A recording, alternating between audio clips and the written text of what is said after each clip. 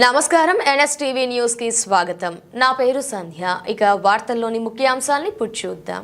నిర్మల్ జిల్లా బైన్సాలోని బీఆర్ఎస్ కార్యాలయంలో విలాస్ గాదేవర్ సీనియర్ నాయకులు డిమాండ్ చేశారు. విలేకరుల సమావేశంలో ఆయన మాట్లాడుతూ బీఆర్ఎస్ విలాస్ గాదేవర్ మైనర్ బాలికను లైంగికంగా వేధించిన సంఘటనలో భగీరథ ఆరోపణలు ఎదుర్కొంటున్న నేపథ్యంలో నిష్పాక్షిక విచారణ చేపట్టేందుకు నైతిక బాధ్యత వహిస్తూ ఆయన తండ్రి అయిన హోంశాఖ కేంద్ర సహాయ మంత్రి పదవికి బండి సంజయ్ కుమార్ రాజీనామా చేయాలని సూచించారు. బాధిత బాలికను మెజిస్ట్రేట్ ముందు హాజరుపరిచి విచారణ జరపాలని కోరారు. భగీరథపై పెట్టిన పోక్సో కేసు నుంచి తప్పించేందుకు రాజీ కోసం ప్రయత్నించిన సంగప్పపై కేసు నమోదు చేయాలని డిమాండ్ చేశారు. మన కేంద్ర మంత్రి బండి సంజయ్ గారి సుకుమారుడు బండి భగీరథ్ ఒక అమ్మాయి జీవితంతో ఆడుకొని నానా హింసలు పెట్టి గెస్ట్ హౌస్లో తిప్పుకొని పనికిరాని మాటలు చెప్పి ఆమెని లోబర్చుకొని 16-17 ఏళ్ళ మైనర్ బాలికపై ప్రతిరోజు అత్యాచారం చేసి తప్పించుకొని తిరుగుతున్నాడు. పోలీసు వాళ్ళు కూడా వాళ్ళకి సపోర్ట్ చేసి ఫోక్సో కేసు పెట్టడం ఒక 48 గంటలైంది. ఫోక్సో కేసు పెట్టి వాళ్ళు ఎన్నో నుంచి పోలీస్ స్టేషన్లో చక్కర్లు కొడితే కూడా పెట్టకుండా 48 గంటలైంది. ఇప్పటికీ ఆ పిల్లాన్ని అరెస్ట్ చేయలేదు. బండి సంజయ్ గారు ఏదైతే హోంమంత్రి హోదాలో ఉన్నాడో ఆయనకి మన కాంగ్రెస్ ప్రభుత్వంలో ఉన్న సీఎం రేవంత్ రెడ్డి కూడా సపోర్ట్ చేస్తున్నాడు. సామాన్య మానవులకేమో చెయ్యని దానిపైన ఎన్నో కేసులు పెట్టి నానా ఇబ్బందులు పెడుతున్న ఈ కాంగ్రెస్ ప్రభుత్వము బండి సంజయ్ కుమారుడు ఏదైతే పోక్సో చట్టం కింద ఆయనకి ఎఫ్ఐఆర్ ఇవ్వడం జరిగిందో, ఒక అమ్మాయి జీవితంతో ఆడుకున్నాడో, మరి ఇప్పటికీ ఆయనకి ఎందుకు అరెస్ట్ చేయలే? భగీరథ్ అనే అబ్బాయి ఎయిర్పోర్ట్ ద్వారానో నౌకాయానం ద్వారానో దేశం విడిచిపెట్టి ఫరారు కావాలని చూస్తున్నాడు. ఆయనకు వెంటనే పోలీసు వాళ్ళు లుకౌట్ నోటీస్ జారీ చేయాలి. బండి సంజయ్ ఎలక్షన్లప్పుడు హిందుత్వం గురించి మాట్లాడుతుంటాడు. హిందుత్వము, దేశము, ధర్మము, శాంతి కథ మాట్లాడతాడు. మరి ఈ రోజు ఏమో నేను సామాజిక వర్గము, నేను బీసీ సామాజిక వర్గానికి చెందిన అమ్మాయి కూడా బీసీ సామాజిక వర్గానికి చెందిందే. ఆ అమ్మాయి కూడా మున్నుకాపుకు చెందిన అమ్మాయి. మరి అప్పుడు ఎందుకు కులం గురించి మాట్లాడుతూ హిందువులందరూ ఒకటని మాట్లాడేటోడు నువ్వు ఇప్పుడు కులం ఎందుకు అడ్డం పెట్టుకుంటావు అని చెప్పేసి మేము ఈ సందర్భంగా అడుగుతున్నాం. తప్పు చేసిన వాడికి శిక్ష అనుభవించాల్సిందే. నువ్వు నీ కొడుకు చేసిన ఇంత పెద్ద తప్పు ఏదైతే ఉందో క్షమించడానికి నేరము. నువ్వు హోంమంత్రిగా ఉంటే ఇక్కడ ఆయనకి న్యాయము జరుగుతుందని చెప్పేసి నువ్వు అనుకుంటున్నావు, అన్యాయం జరుగుతుందని చెప్పేసి అనుకుంటున్నావు. ఏమీ జరగది. నువ్వు ఏం చేసినా నీ కొడుకు కటకటాల పాలు పోవడమే. నువ్వు నీ ఉందాతనంగా తప్పును ఒప్పుకొని కేంద్ర మంత్రి పదవికి రాజీనామా చేయాలా, లేకపోతే బీజేపీ గవర్నమెంట్ ఏదైతే మోదీ అంటుంటాడో బేటీ బచావో బేటీ పడావో చెప్పడానికి చాలా మంచి మాటలు చెప్తాడు, ఒక్క పని చేసింది లేదు. ఆయనను భర్తరపణ చేయాలా. చేస్తేనే ఆ అమ్మాయికి న్యాయం జరుగుతుంది. ఆ అమ్మాయి కుటుంబానికి కానీ అమ్మాయికి కానీ ఏదైనా జరిగితే దానికి బండి సంజయ్ బాధ్యత వహించాలని చెప్పేసి కూడా ఈ సందర్భంగా కోరుతున్నాం.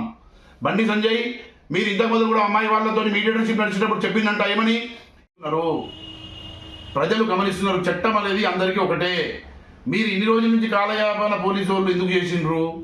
చేసిన తర్వాత ఎఫ్ఐఆర్ చేయడానికి ఇన్ని రోజులు ఎందుకు పట్టింది? లోపాయికారం ఒప్పందం రాకపోతే ఏంటిది ఇది?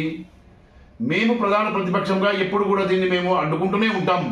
మేము ఎట్టి పరిస్థితుల్లో ఆ ఎవరైతే ఉన్నారో అమ్మాయిపై అత్యాచారం చేసిన అబ్బాయి బండి భగీరథ్ అరెస్ట్ చేసి ఆయనని శిక్షించే వరకు కూడా మా పార్టీ ఇదే విధంగా ఉద్యమిస్తుందని చెప్పేసి ఈ సందర్భంగా తెలియజేసుకుంటున్నాం. ఎట్టి పరిస్థితుల్లో శిక్ష పడాల్సి వస్తుంది. శిక్ష అనేది పడుతుంది. ఆయనని అరెస్ట్ చేసి ఇమీడియట్ చేసి చట్టాలలో కొన్ని మార్పులు తీసుకొచ్చిండ్రు. ఆయన రాసిన సెక్షన్లు కొన్ని వేరే పెట్టిండ్రు. వాళ్ళ అయ్యనేమో ఇంకోటి ఏదో కేసు అమ్మాయి మీద ఏదో కేసు పెట్టడానికి ప్రయత్నం చేస్తున్నాడు, హాని ట్రాప్ అని చెప్పేసి. అది ఎక్కడికి వెళ్తుందో చెప్పు నాకు. బండి సంజయ్ గారు ఇప్పటికీ గుర్తుపెట్టుకోండి, మీరు స్వచ్ఛమైన హిందుత్వవాది అయితే మీరైతే రోజు మాట్లాడతారు నేను బండి సంజయ్ని ధర్మం కొరకు దేశం కొరకు కథలు చెప్తారు కదా, మరి మీ అబ్బాయి చేసిన తప్పు కాదా? మీకు కొంచెమైనా మానవత్వం అనేది ఉంటే మీరు వెంటనే రాజీనామా చేయాలని చెప్పేసి, లేని ఎక్కడ బీజేపీ పార్టీ అనేది భర్తీ చేయాలని చెప్పేసి మా తరఫున డిమాండ్ చేస్తున్నాం. జై హింద్, జై తెలంగాణ, జై కేసీఆర్. ఆయన కొడుకు చేసిన తప్పుకి బాధ్యత వహించి ఆయన రాజీనామా అయినా చేయాలా, లేకపోతే బీజేపీ ప్రభుత్వం ఆయన భర్తరపణ చేయాలా? ఎందుకంటే ఆయన ఒక హోమ్ మినిస్టర్. ఆయన భయభ్రాంతులకు గురి చేసి మన తెలంగాణ పోలీస్ని రేవంత్ రెడ్డి సర్కార్ని కేసు తప్పుదో పట్టాలని చూస్తున్నాడు.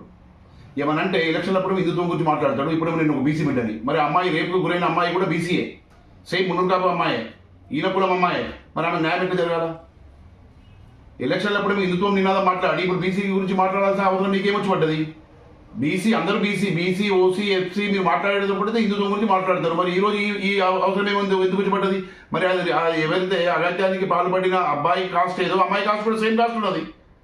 ఉన్న తర్వాత కూడా మేము పబ్లిక్ని తప్పుదో పట్టేయడానికి ఆడుతున్న నాటకం తప్ప వేరేదేం లేదు. పోలీసు పాత్ర కూడా ఆయన అనుకోకుండా నౌకాశ్రయం నుంచో విమానాశ్రయం నుంచో ఫరారు కాకుండా లుకౌట్ నోటీస్ జారీ చేయాలా, ఆయనని ఇమీడియట్ అరెస్ట్ చేయాలా. వేరులకైతే ఏమి చేయనులకు మీరు కేసులు పెట్టి సిద్ధాయిస్తున్నారో చేసిన నిందితుడిని ఇప్పటి వరకు మీరు 72 గంటల నుంచి పట్టుకోలేకపోతున్నారంటే ఆమెకు ఎఫ్ఐఆర్ కాపీ ఇచ్చి 48 అవర్స్ అవుతున్నది. 48 గంటల తర్వాత కూడా మీరు అబ్బాయిని ఇంకా ఇప్పటికీ అరెస్ట్ చేయలే.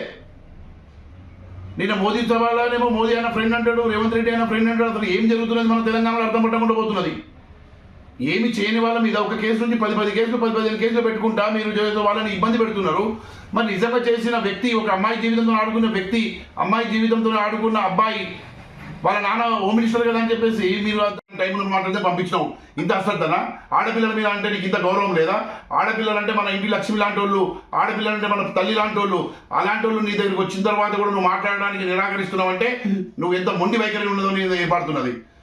ఎట్టి పరిస్థితుల్లో కూడా నువ్వు ఈ ఇంకా 12 గంటలు 24 గంటలు ఆ పిల్లగాడిని అరెస్ట్ చేయకపోతే బీఆర్ఎస్ పార్టీ తరఫున ఉద్యమం చేయక తప్పదు. ఆ పిల్లగాడికి శిక్ష పడే వరకు కూడా మా పార్టీ గమ్మున కూర్చోదని చెప్పేసి సందర్భంగా తెలియజేసుకుంటూ జై హింద్, జై తెలంగాణ, జై కేసీఆర్.